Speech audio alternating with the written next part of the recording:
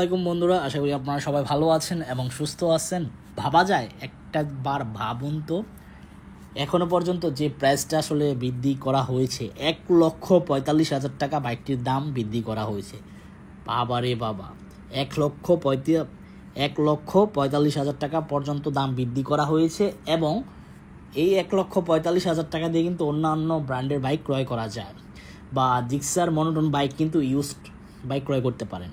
তো 1,45,000 টাকা দাম বেড়ে বর্তমান দাম কত দাঁড়িয়েছে সেটা আজকের ভিডিওতে আমি আলোচনা করব। ভিডিওটি প্রথম থেকে শেষ পর্যন্ত আপনারা ধৈর্য সহকারে দেখবেন, তাহলে বুঝতে পারবেন। তবে এখনও পর্যন্ত যারা আরমান সারোয়ার ইউটিউব চ্যানেলটি সাবস্ক্রাইব করেন নাই, তারা অবশ্যই আরমান সারোয়ার ইউটিউব চ্যানেলটি সাবস্ক্রাইব করে ফেলবেন, যেন পরবর্তী আপডেট নোটিফিকেশন পেয়ে যান।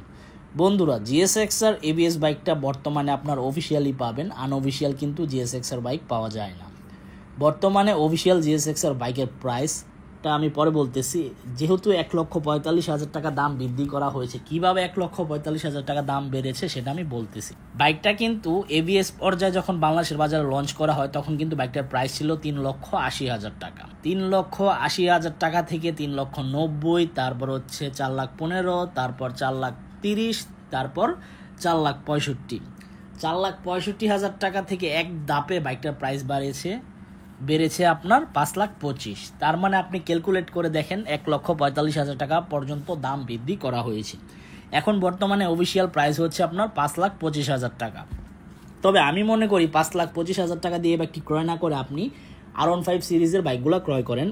কারণ যেহেতু 5,00,000 টাকার উপর দিয়ে আপনি বাইক ক্রয় করতে চান, তাহলে আপনি R15 সিরিজের বাইকগুলাই ক্রয় করা উত্তম। বর্তমানে আমি যে শোরুমে ভিডিওটি করতেছি, শোরুমের নাম হচ্ছে MH মোটরস। তারপরও যাদের জিএসএক্সআর ভালো লাগে, টাকা পয়সা নিয়ে কোনো প্রবলেম নেই, তাহলে জিএসএক্সআর বাইক ক্রয় করতে পারেন।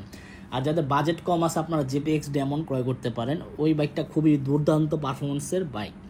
দেখাবো ইনশাল্লাহ পরবর্তী ভিডিওতে, এবং আল্লাহ হাফেজ।